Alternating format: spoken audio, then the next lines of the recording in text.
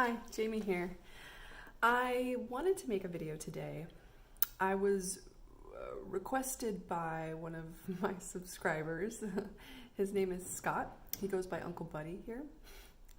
And he was talking about on Facebook this really great idea, like this idea of how exactly does one get into the mind awake, body asleep state?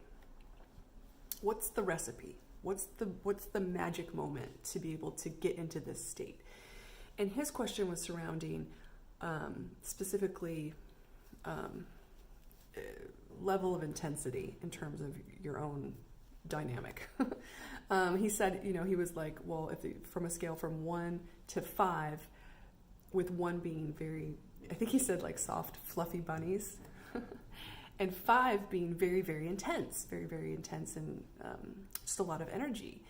And I really, really liked this question, and I really was thinking about it a lot, because I tend to weigh a little too heavily on the indirect method. I tend to think, I can just slip into a dream and become lucid from there, and I've had a lot of success with that.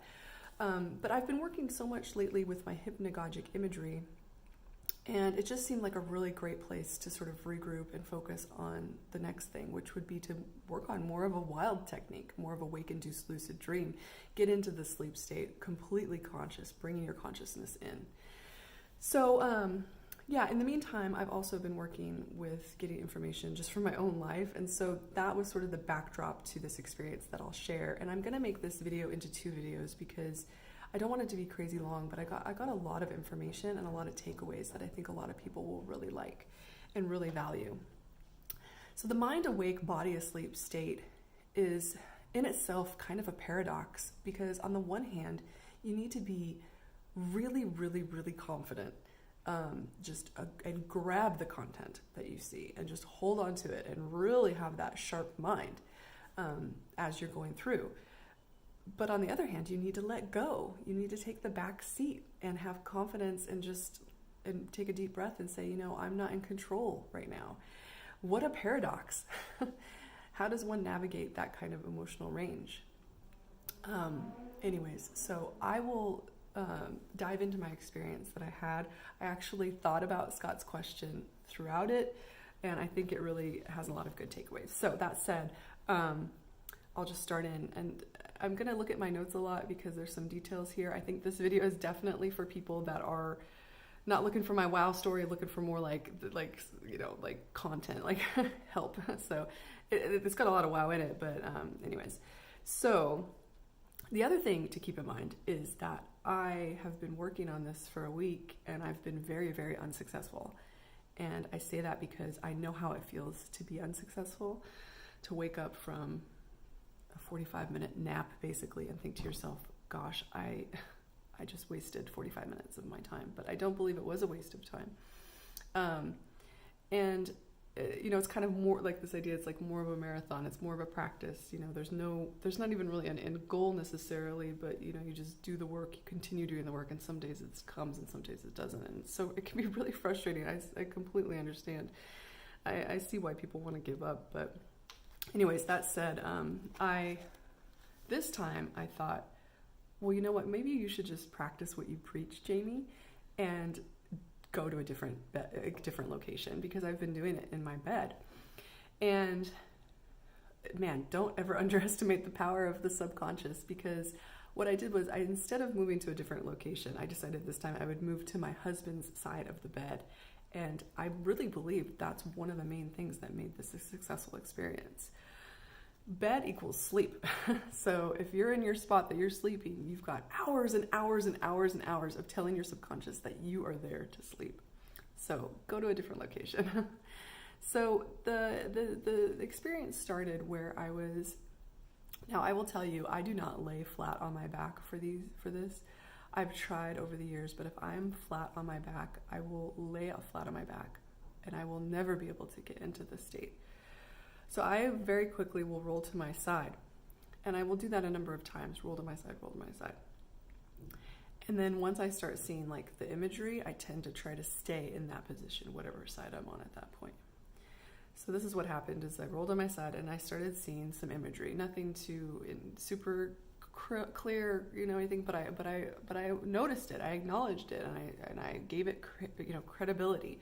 And I saw it, and I brought the images, and I held them in that way. And then what happened is that at a certain point, I realized that I had just missed a whole chunk of like a little vignette. Like a little something just happened there. And I think that is a really good thing to keep in mind. This idea that you will sort of pause and think, what just happened? Like, I need to look back just a little bit and see, what did I just see? Because in that moment, you're kind of slipping into sleep, and it's almost like you need to catch yourself. At least in my experience, that's always been really helpful. So I had a moment where I thought, what did I just see? And I went back and I pieced together what I just saw, which was just like maybe 3 or 4 bits of imagery. And I'll tell you what I saw. I'm kind of an open book. I have nothing to hide. But the content, especially in the beginning, I think can be a little dodgy sometimes, so forgive me. But I saw Shane Dawson, the YouTuber Shane Dawson, and he was being brought along by somebody, and this somebody was going to take him to a woman who was blonde, and the idea was that he was gonna like say, oh, here, you can like have relations with her. And I thought, and all this happened in just a few blits of a moment, and I thought, wait a minute, doesn't he have a partner? And then I realized the woman was like, well, I can't anyway, because I'm off to like go do some other sexual escapades. And that was the whole thing. And it happened, and then I thought, wait, and then I almost rewatched it, just in that little split moment I rewatched it, and that's when I could grab that, and I thought, okay, that's a whole scene. That's not just like, oh, I think I see, a chair. That's like a whole scene. And so I grabbed the whole scene, and I really, it's so hard to talk about these things in a logical way, but anyways, so that was the first step. I was still awake. My body was not yet asleep, and this whole vignette was still fuzzy and vague, and I could have let it go there, but I didn't. So instead I caught myself and I said, why did I just see that? I definitely was not in full trance yet, but I was able to catch the content. And from there, I was be able to relax and continue. And I believe you may need to catch this content multiple times.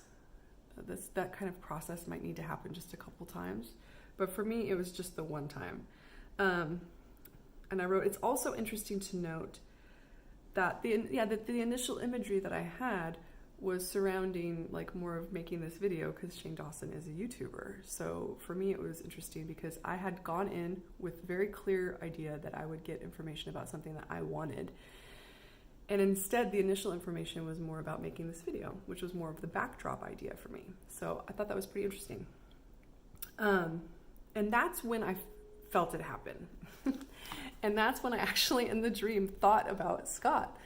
I felt it happen because all of a sudden I saw a very, very crystal clear image of a dojo, like where they, fight or whatever, or practice martial arts or whatever.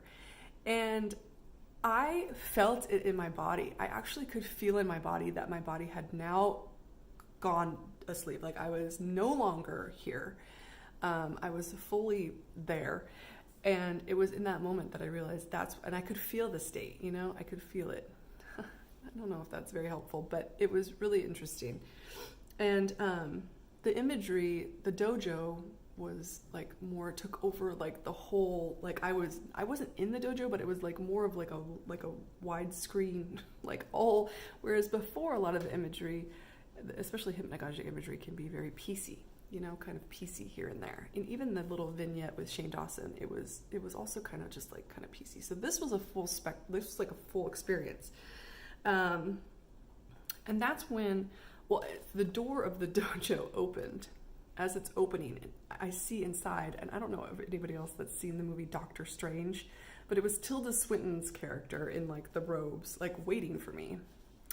And I didn't want to lose the connection, so I instantly started saying, like, once I'm in there, it's like I'm like on task. I'm like, okay, I'm in there. I've been so dragged around by dream characters that I'm just like, I'm done. Like, I just want to like get the information that I need. So I started really, really strongly saying, I want to talk to my higher self. I want to talk to my higher self. My idea being that my higher self will answer questions that I wanted answered. So in the dojo was the Tilda Swinton character from Doctor Strange. And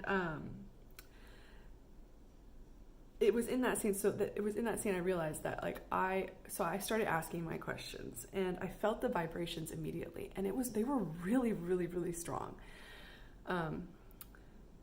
I was moving so fast, and I was spinning like really, really fast, and it was very, very intense. And I asked again confidently, like, my questions, like, show me the answer to my questions. And I was asking a very specific question about my life. And I was shown like this eye, and it was like a reptile eye, like the reptilian eye. And then I asked for a name. I wanted a name. And I was in trance, and I was in that like space, and I heard nothing. Like, it was like, no, like, you're not getting a name. So anyways, so then I saw a group of I saw a man kind of he was taking some stuff to his car, and then I saw another group that was like, they had just purchased his art, and they said, and he was like kind of embarrassed that they had just purchased his art, and were going on and on about that. All these things are really interesting to think about for my own life too. So, and then again, I just started, like, for me, when I'm in that state, you know, I can lose it so quickly. I don't know if that's just me. There's so many times where I've had very quick experiences, but if you have an experience that's longer than, I don't know, like 7 minutes, like, it's just so hard to maintain the connection. And I clocked myself at being in this state for 45 minutes. So I was so determined not to lose the experience, because I've noticed that, and I know a number of us have talked about this, that when we're in this state, if we are in too long, we will not come back with the content that we need, and the experience will kind of fade away like a dream. So I was really determined not to let that happen. So I kept at it. I really kept at it. At every waking moment, I was just ignoring what I was seeing.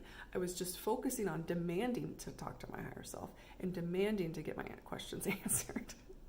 And this time, there was a woman showed up, and she was a waitress.